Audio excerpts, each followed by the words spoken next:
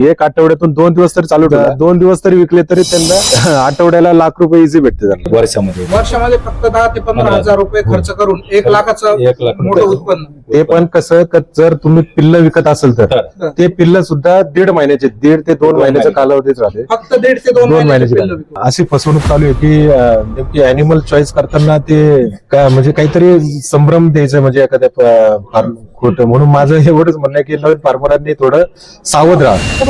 हा म्हणजे काही कसे राहते बोलवच्चन त्यांच्यावर जाऊ नका, बोलवच्चनवर जाऊ नका. कारण मार्केट पैसा आपला हा एक रुपया आपला महत्वाचा आहे, तो पुढं वाया गेला नाही पाहिजे. ते माझं एक स्पष्ट म्हणणं आहे की नवीन फार्मर. मी एक सामान्य माणूस होतो, एक खोदकाम करून आणि लहान होते, खोदकाम केलं, शेवटी आपण हमाली केली, सिलेंडर व्हायले, हमाली करून सायकल सिलेंडर व्हायले. त्यानंतर त्यांचं शिक्षण पूर्ण केलं, शिक्षण करून त्यांना इंजिनियर बनवलं 3 पोरांना. त्यांना मस्त 1-1.5 लाख रुपये पगार होता.